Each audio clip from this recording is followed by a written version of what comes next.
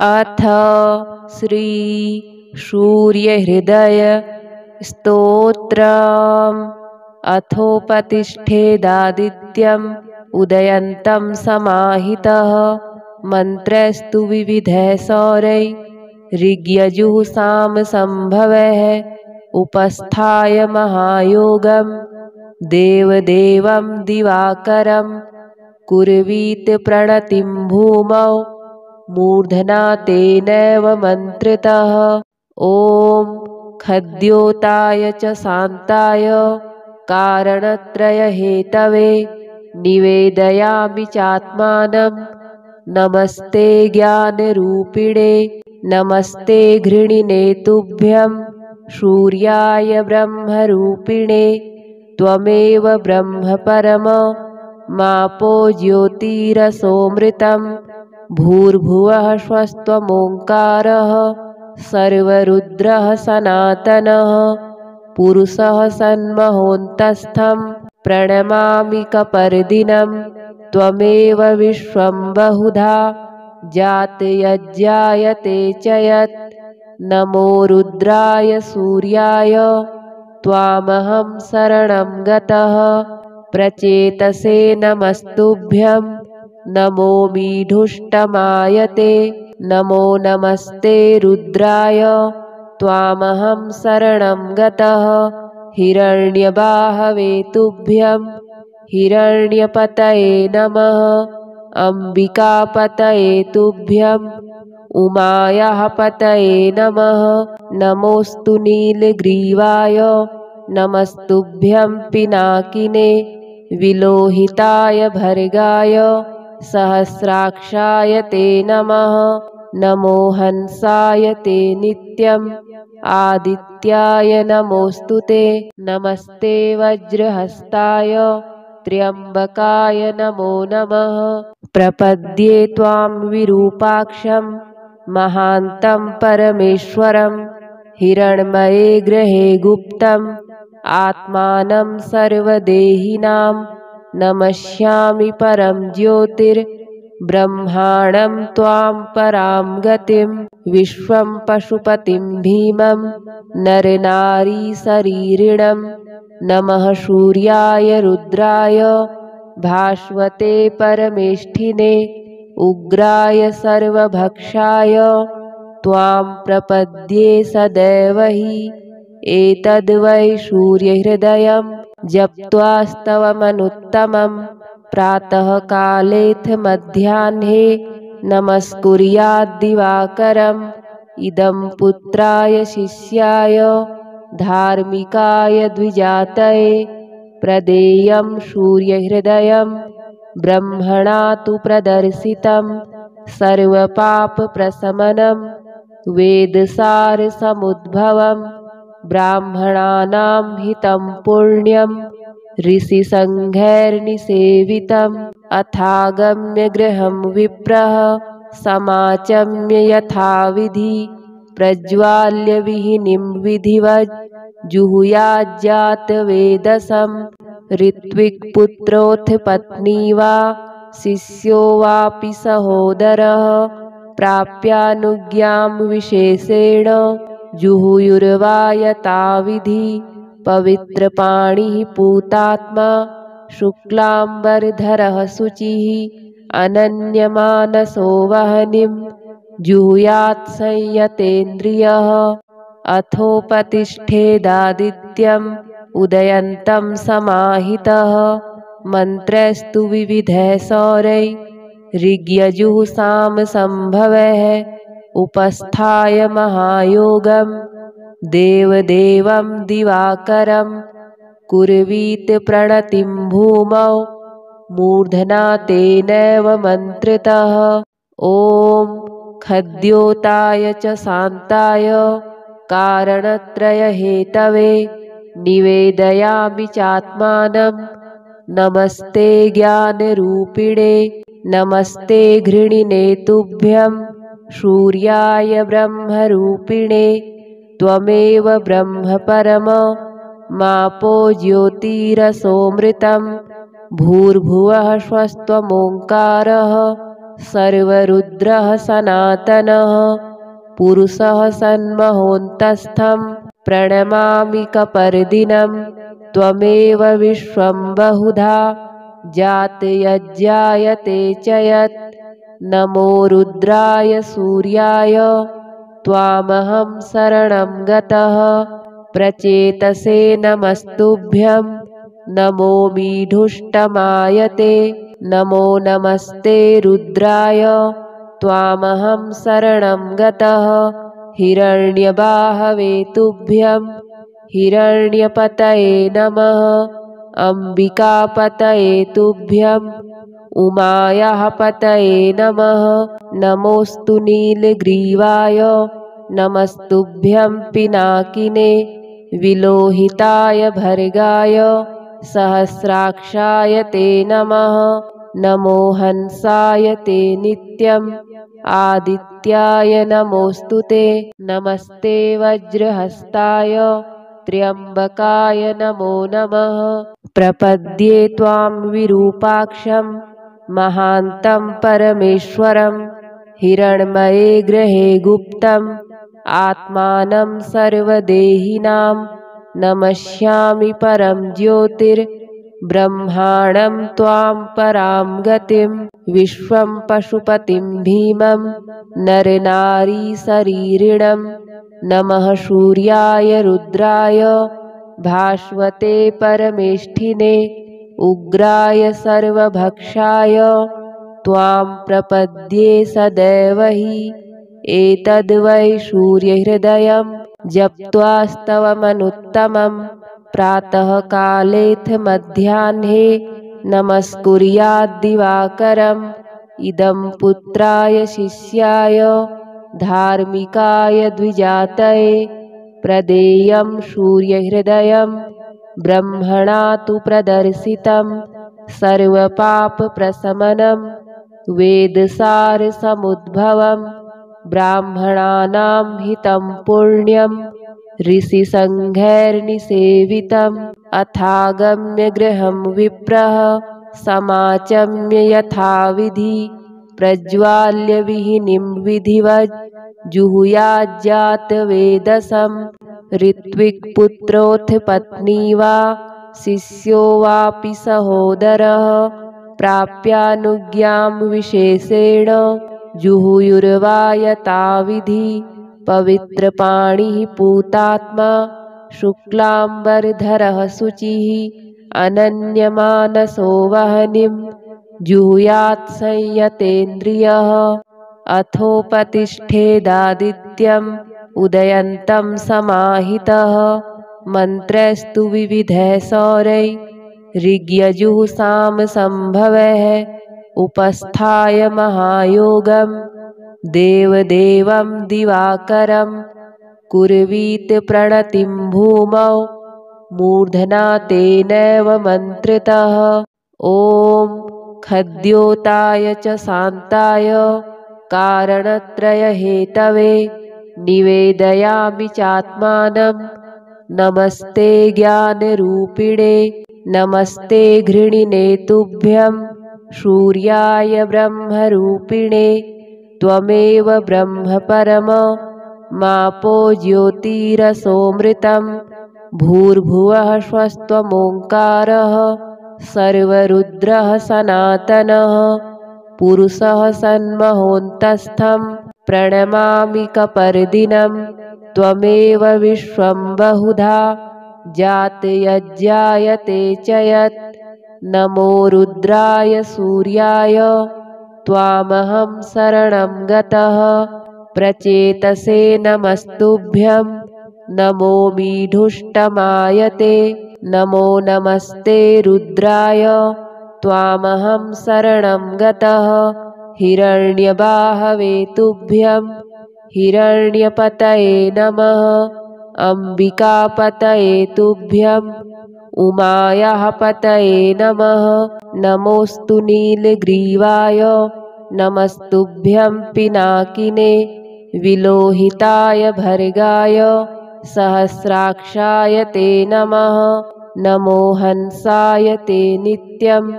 आदित्याय नमोऽस्तु ते। नमस्ते वज्रहस्ताय त्र्यम्बकाय नमो नमः। प्रपद्ये त्वां विरूपाक्षं महान्तं परमेश्वरं हिरण्मये ग्रहे गुप्तम् आत्मानं सर्वदेहिनां नमस्यामि परं ज्योतिर्ब्रह्माणं त्वां परां गतिं विश्वं पशुपतिं भीमं नरनारीशरीरिणं नमः सूर्याय रुद्राय भास्वते परमेष्ठिने उग्राय सर्वभक्षाय त्वां प्रपद्ये सदैव हि। एतद्वै सूर्यहृदयं जप्त्वास्तवमनुत्तमं प्रातःकालेऽथ मध्याह्ने नमस्कुर्याद्दिवाकरम्।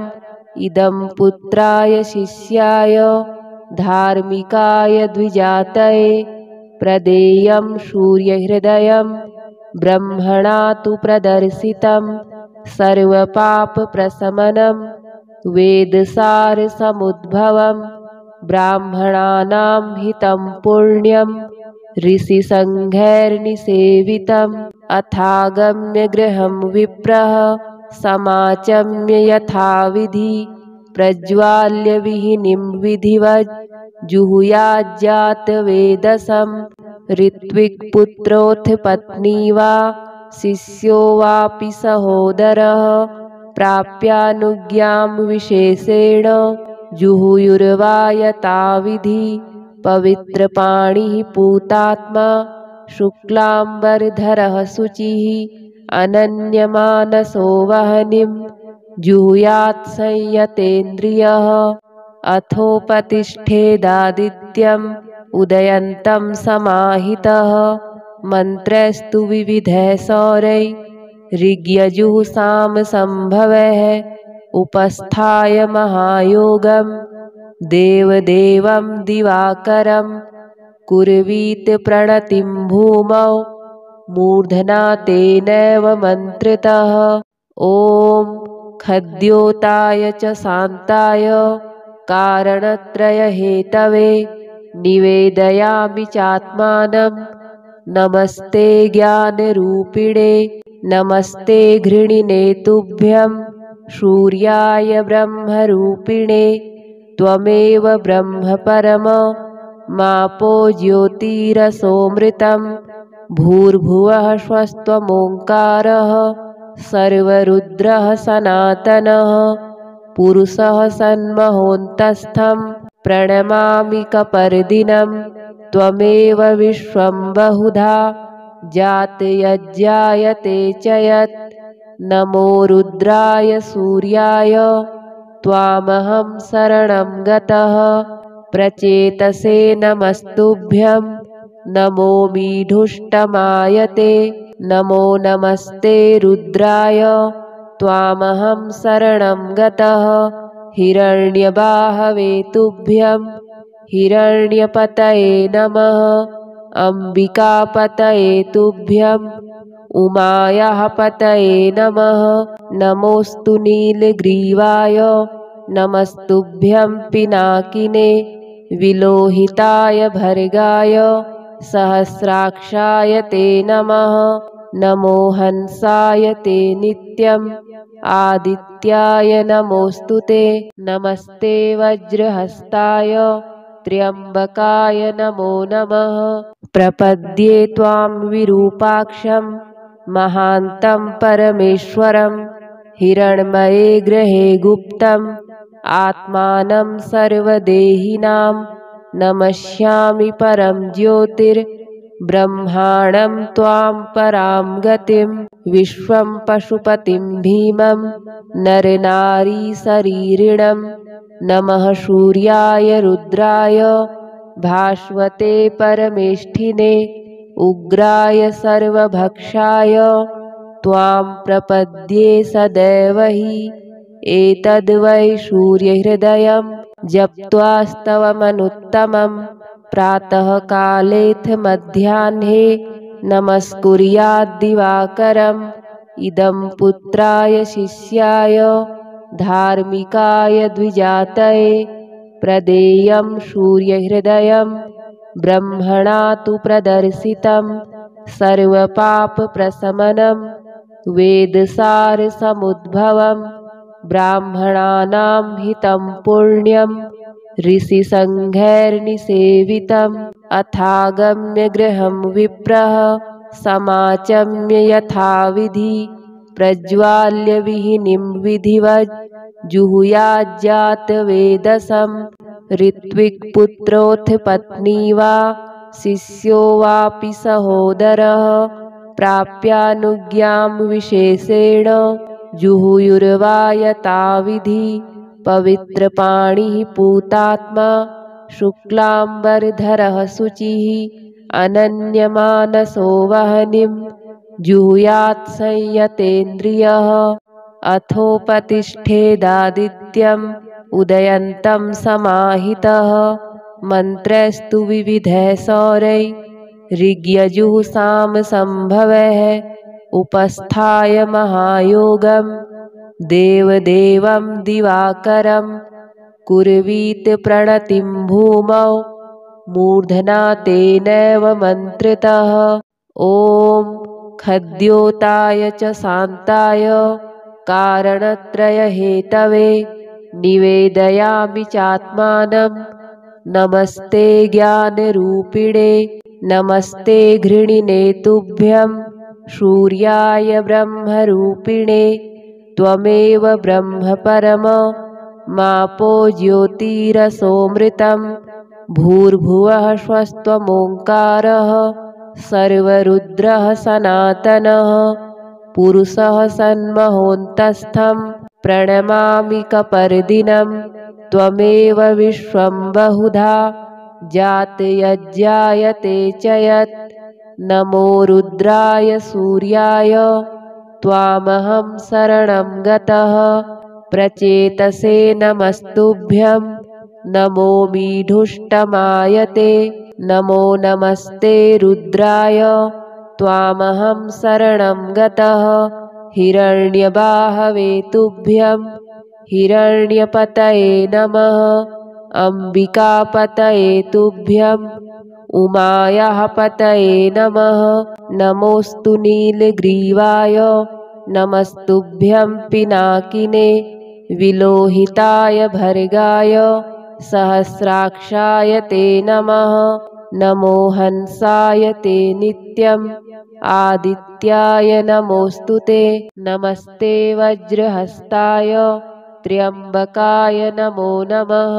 प्रपद्ये त्वां विरूपाक्षं महान्तं परमेश्वरं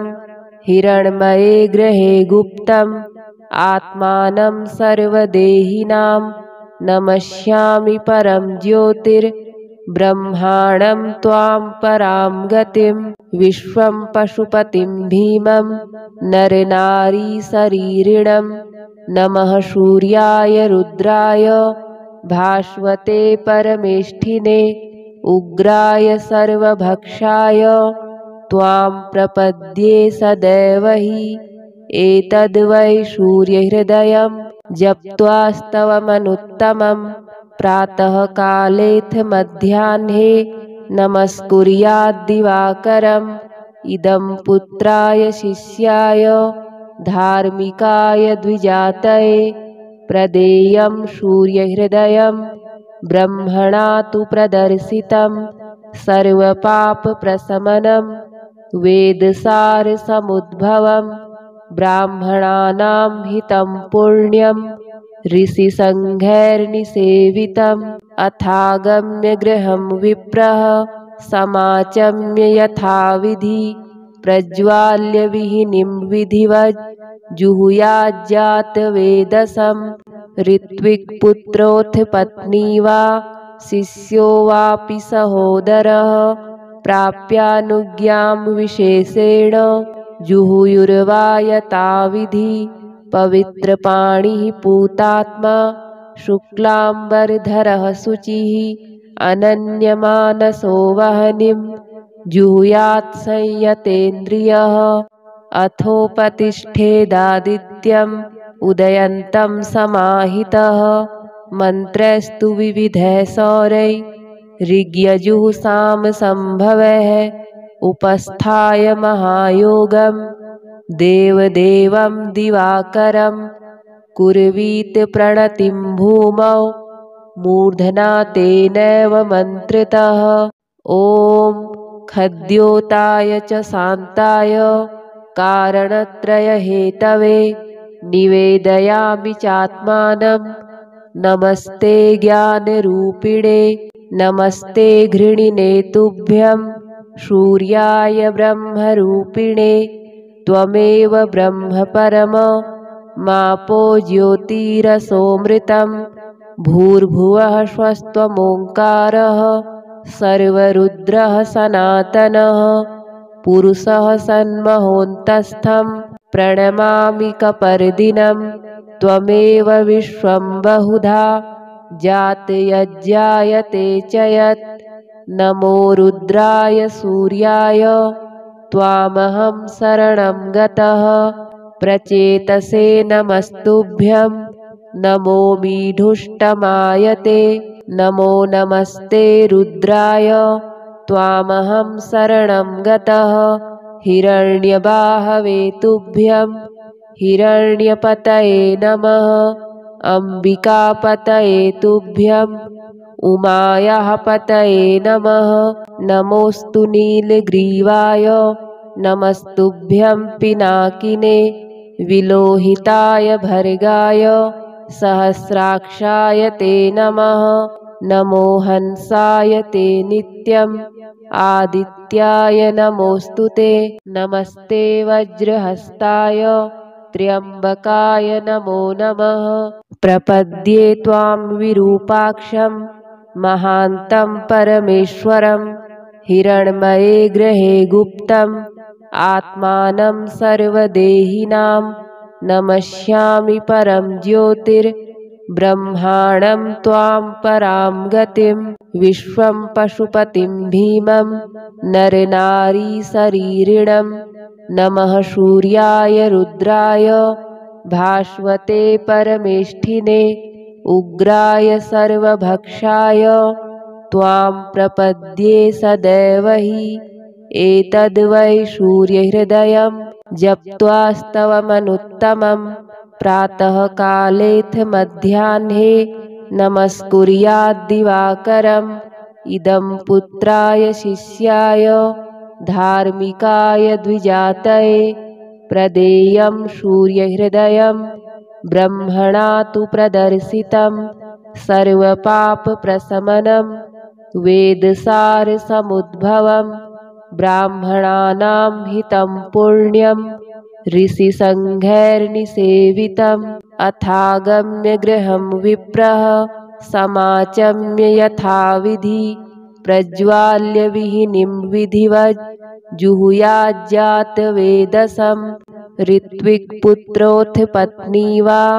शिष्यो वापि सहोदरः प्राप्यानुज्ञां विशेषेण जुहुयुर्वा यथाविधि पवित्रपाणिः पूतात्मा शुक्लाम्बरधरः शुचिः अनन्यमानसो वह्निं जुहुयात् संयतेन्द्रियः अथोपतिष्ठेदादित्यम् उदयन्तं समाहितः मन्त्रस्तु विविधः सौरै ऋग्यजुः सामसम्भवः उपस्थाय महायोगं देवदेवं दिवाकरं कुर्वीत प्रणतिं भूमौ मूर्धना तेनैव मन्त्रितः। ॐ खद्योताय च शान्ताय कारणत्रयहेतवे निवेदयामि चात्मानं नमस्ते ज्ञानरूपिणे नमस्ते घृणिने तुभ्यं सूर्याय ब्रह्मरूपिणे त्वमेव ब्रह्म परम मापो ज्योतिरसोऽमृतं भूर्भुवः स्वस्त्वमोङ्कारः सर्वरुद्रः सनातनः पुरुषः सन्महोऽन्तस्थं प्रणमामि कपर्दिनं त्वमेव विश्वं बहुधा जातयज्जायते च यत् नमो रुद्राय सूर्याय त्वामहं शरणं गतः प्रचेतसे नमस्तुभ्यं नमो मीढुष्टमाय ते नमो नमस्ते रुद्राय त्वामहं शरणं गतः हिरण्यबाहवे तुभ्यं हिरण्यपतये नमः अम्बिकापतये तुभ्यं उमायाः पतये नमः नमोऽस्तु नीलग्रीवाय नमस्तुभ्यं पिनाकिने विलोहिताय भर्गाय सहस्राक्षाय ते नमः नमो हंसाय ते नित्यम् आदित्याय नमोऽस्तु ते नमस्ते वज्रहस्ताय त्र्यम्बकाय नमो नमः प्रपद्ये त्वां विरूपाक्षं महान्तं परमेश्वरं हिरण्मये ग्रहे गुप्तम् आत्मानं सर्वदेहिनां नमस्यामि परं ज्योतिर्ब्रह्माणं त्वां परां गतिं विश्वं पशुपतिं भीमं नरनारीशरीरिणं नमः सूर्याय रुद्राय भास्वते परमेष्ठिने उग्राय सर्वभक्षाय त्वां प्रपद्ये सदैव हि एतद्वै सूर्यहृदयं जप्त्वास्तवमनुत्तमं प्रातःकालेऽथ मध्याह्ने नमस्कुर्याद्दिवाकरम् इदं पुत्राय शिष्याय धार्मिकाय द्विजातये प्रदेयं सूर्यहृदयं ब्रह्मणा तु प्रदर्शितं सर्वपापप्रशमनं वेदसारसमुद्भवं ब्राह्मणानां हितं पुण्यं ऋषिसङ्घैर्निसेवितम् अथागम्य गृहं विप्रः समाचम्य यथाविधि प्रज्वाल्य विहिनीं विधिवत् जुहुयाज्जातवेदसं ऋत्विक्पुत्रोऽथ पत्नी वा शिष्यो वापि सहोदरः प्राप्यानुज्ञां विशेषेण जुहुयुर्वा यथाविधि पवित्रपाणिः पूतात्मा शुक्लाम्बरधरः शुचिः अनन्यमानसो वह्निं जुहुयात् संयतेन्द्रियः अथोपतिष्ठेदादित्यम् उदयन्तं समाहितः मन्त्रस्तु विविधैः सौरैः ऋग्यजुःसामसम्भवैः उपस्थाय महायोगं देवदेवं दिवाकरं कुर्वीत प्रणतिं भूमौ मूर्धना तेनैव मन्त्रितः ॐ खद्योताय च शान्ताय कारणत्रयहेतवे निवेदयामि चात्मानं नमस्ते ज्ञानरूपिणे नमस्ते घृणिने तुभ्यं सूर्याय ब्रह्मरूपिणे त्वमेव ब्रह्म परम मापो ज्योतिरसोऽमृतं भूर्भुवः स्वस्त्वमोङ्कारः सर्वरुद्रः सनातनः पुरुषः सन्महोऽन्तस्थं प्रणमामि कपर्दिनं त्वमेव विश्वं बहुधा जातयज्जायते च यत् नमो रुद्राय सूर्याय त्वामहं शरणं गतः प्रचेतसे नमस्तुभ्यं नमो मीढुष्टमाय ते नमो नमस्ते रुद्राय त्वामहं शरणं गतः हिरण्यबाहवे तुभ्यं हिरण्यपतये नमः अम्बिकापतये तुभ्यं उमायाः पतये नमः नमोऽस्तु नीलग्रीवाय नमस्तुभ्यं पिनाकिने विलोहिताय भर्गाय सहस्राक्षाय ते नमः नमो हंसाय ते नित्यम् आदित्याय नमोऽस्तु ते नमस्ते वज्रहस्ताय त्र्यम्बकाय नमो नमः प्रपद्ये त्वां विरूपाक्षं महान्तं परमेश्वरं हिरण्मये ग्रहे गुप्तम् आत्मानं सर्वदेहिनां नमस्यामि परं ज्योतिर्ब्रह्माणं त्वां परां गतिं विश्वं पशुपतिं भीमं नरनारीशरीरिणं नमः सूर्याय रुद्राय भास्वते परमेष्ठिने उग्राय सर्वभक्षाय त्वां प्रपद्ये सदैव हि एतद्वै सूर्यहृदयं जप्त्वास्तवमनुत्तमं प्रातःकालेऽथ मध्याह्ने नमस्कुर्याद्दिवाकरम् इदं पुत्राय शिष्याय धार्मिकाय द्विजातये प्रदेयं सूर्यहृदयं ब्रह्मणा तु प्रदर्शितं सर्वपापप्रशमनं वेदसारसमुद्भवं ब्राह्मणानां हितं पुण्यं ऋषिसङ्घैर्निसेवितम् अथागम्य गृहं विप्रः समाचम्य यथाविधि प्रज्वाल्य विहिनीं विधिवज् जुहुयाज्जातवेदसं ऋत्विक्पुत्रोऽथ पत्नी वा शिष्यो वापि सहोदरः प्राप्यानुज्ञां विशेषेण जुहुयुर्वा यथाविधि पवित्रपाणिः पूतात्मा शुक्लाम्बरधरः शुचिः अनन्यमानसो वह्निं जुहुयात् संयतेन्द्रियः अथोपतिष्ठेदादित्यम् उदयन्तं समाहितः मन्त्रैस्तु विविधैः सौरैः ऋग्यजुःसामसम्भवैः उपस्थाय महायोगं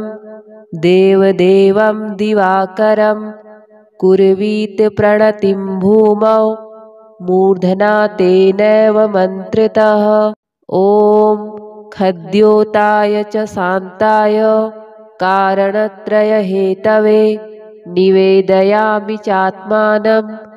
नमस्ते ज्ञानरूपिणे नमस्ते घृणिने तुभ्यं सूर्याय ब्रह्मरूपिणे त्वमेव ब्रह्म परम मापो ज्योतिरसोऽमृतं भूर्भुवः स्वस्त्वमोङ्कारः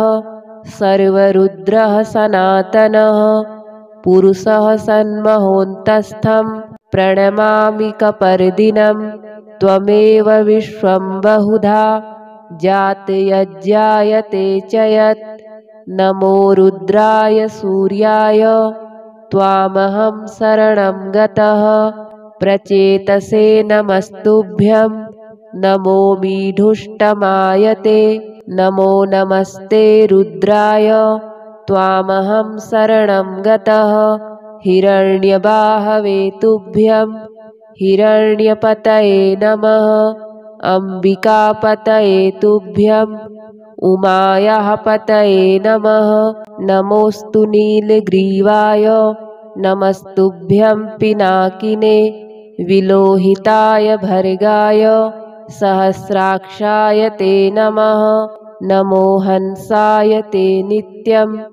आदित्याय नमोऽस्तु ते नमस्ते वज्रहस्ताय त्र्यम्बकाय नमो नमः प्रपद्ये त्वां विरूपाक्षं महान्तं परमेश्वरं हिरण्मये ग्रहे गुप्तम् आत्मानं सर्वदेहिनां नमस्यामि परं ज्योतिर्ब्रह्माणं त्वां परां गतिं विश्वं पशुपतिं भीमं नरनारीशरीरिणं नमः सूर्याय रुद्राय भास्वते परमेष्ठिने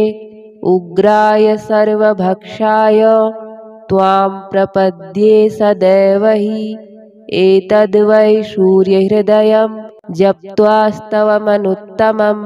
प्रातःकालेऽथ मध्याह्ने नमस्कुर्याद्दिवाकरम् इदं पुत्राय शिष्याय धार्मिकाय द्विजातये प्रदेयं सूर्यहृदयं ब्रह्मणा तु प्रदर्शितं सर्वपापप्रशमनं वेदसारसमुद्भवं ब्राह्मणानां हितं पुण्यं ऋषिसङ्घैर्निसेवितम् अथागम्य गृहं विप्रः समाचम्य यथाविधि प्रज्वाल्य विहिनीं विधिवत् जुहुयाज्जातवेदसं ऋत्विक्पुत्रोऽथ पत्नी वा शिष्यो वापि सहोदरः प्राप्यानुज्ञां विशेषेण जुहुयुर्वा यथाविधि पवित्रपाणिः पूतात्मा शुक्लाम्बरधरः शुचिः अनन्यमानसो वह्निं जुहुयात् संयतेन्द्रियः अथोपतिष्ठेदादित्यम् उदयन्तं समाहितः मन्त्रस्तु विविधैः सौरैः ऋग्यजुःसामसम्भवैः उपस्थाय महायोगं देवदेवं दिवाकरं कुर्वीत प्रणतिं भूमौ मूर्धना तेनैव मन्त्रितः ॐ खद्योताय च शान्ताय कारणत्रयहेतवे निवेदयामि चात्मानं नमस्ते ज्ञानरूपिणे नमस्ते घृणिने तुभ्यं सूर्याय ब्रह्मरूपिणे त्वमेव ब्रह्म परम मापो ज्योतिरसोऽमृतं भूर्भुवः स्वस्त्वमोङ्कारः सर्वरुद्रः सनातनः पुरुषः सन्महोऽन्तस्थं प्रणमामि कपर्दिनं त्वमेव विश्वं बहुधा जातयज्जायते च यत् नमो रुद्राय सूर्याय त्वामहं शरणं गतः प्रचेतसे नमस्तुभ्यं नमो मीढुष्टमायते नमो नमस्ते रुद्राय त्वामहं शरणं गतः हिरण्यबाहवे तुभ्यं हिरण्यपतये नमः अम्बिकापतये तुभ्यं उमायाः पतये नमः नमोऽस्तु नीलग्रीवाय नमस्तुभ्यं पिनाकिने विलोहिताय भर्गाय सहस्राक्षाय ते नमः नमो हंसाय ते नित्यम् आदित्याय नमोऽस्तु ते नमस्ते वज्रहस्ताय त्र्यम्बकाय नमो नमः प्रपद्ये त्वां विरूपाक्षं महान्तं परमेश्वरं हिरण्मये ग्रहे गुप्तम्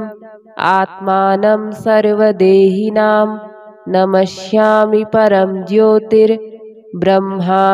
त्वां परां गतिं विश्वं पशुपतिं भीमं नरनारीशरीरिणं नमः सूर्याय रुद्राय भास्वते परमेष्ठिने उग्राय सर्वभक्षाय त्वां प्रपद्ये सदैव हि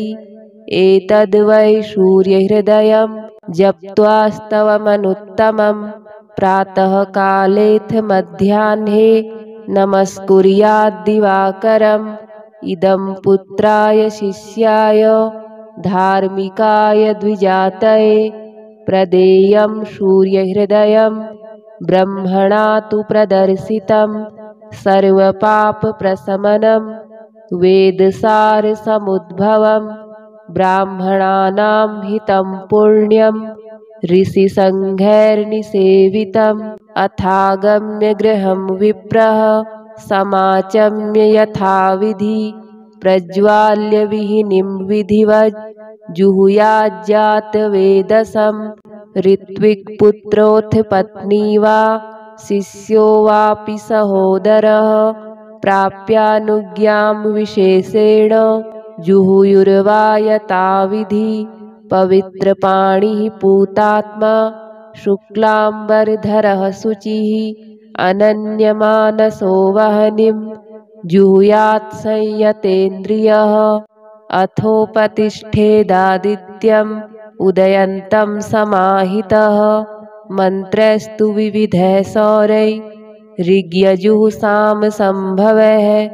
उपस्थाय महायोगं देवदेवं दिवाकरं कुर्वीत प्रणतिं भूमौ मूर्धना तेनैव मन्त्रितः। ॐ खद्योताय च शान्ताय कारणत्रयहेतवे निवेदयामि चात्मानं। नमस्ते ज्ञानरूपिणे नमस्ते घृणिने तुभ्यं सूर्याय ब्रह्मरूपिणे त्वमेव ब्रह्म परम मापो ज्योतिरसोऽमृतं भूर्भुवः स्वस्त्वमोङ्कारः सर्वरुद्रः सनातनः पुरुषः सन्महोऽन्तस्थं प्रणमामि कपर्दिनं त्वमेव विश्वं बहुधा जातयज्जायते च यत् नमो रुद्राय सूर्याय त्वामहं शरणं गतः प्रचेतसे नमस्तुभ्यं नमो मीढुष्टमायते नमो नमस्ते रुद्राय त्वामहं शरणं गतः हिरण्यबाहवे तुभ्यं हिरण्यपतये नमः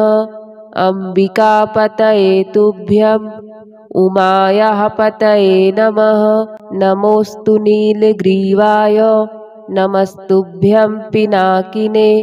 विलोहिताय भर्गाय सहस्राक्षाय ते नमः नमो हंसाय ते नित्यम् आदित्याय नमोऽस्तु ते नमस्ते वज्रहस्ताय त्र्यम्बकाय नमो नमः प्रपद्ये त्वां विरूपाक्षं महान्तं परमेश्वरं हिरण्मये ग्रहे गुप्तम् आत्मानं सर्वदेहिनां नमस्यामि परं ज्योतिर्ब्रह्माणं त्वां परां गतिं विश्वं पशुपतिं भीमं नरनारीशरीरिणं नमः सूर्याय रुद्राय भास्वते परमेष्ठिने उग्राय सर्वभक्षाय त्वां प्रपद्ये सदैव हि एतद्वै सूर्यहृदयं जप्त्वास्तवमनुत्तमं प्रातःकालेऽथ मध्याह्ने नमस्कुर्याद्दिवाकरम् इदं पुत्राय शिष्याय धार्मिकाय द्विजातये प्रदेयं सूर्यहृदयं ब्रह्मणा तु प्रदर्शितं सर्वपापप्रशमनं वेदसारसमुद्भवं ब्राह्मणानां हितं पुण्यं ऋषिसङ्घैर्निसेवितम् अथागम्य गृहं विप्रः समाचम्य यथाविधि प्रज्वाल्य विहिनीं विधिवत् जुहुयाज्जातवेदसं ऋत्विक्पुत्रोऽथ पत्नी वा शिष्यो वापि सहोदरः प्राप्यानुज्ञां विशेषेण जुहुयुर्वा यथाविधि पवित्रपाणिः पूतात्मा शुक्लाम्बरधरः शुचिः अनन्यमानसो वह्निं जुहुयात् संयतेन्द्रियः।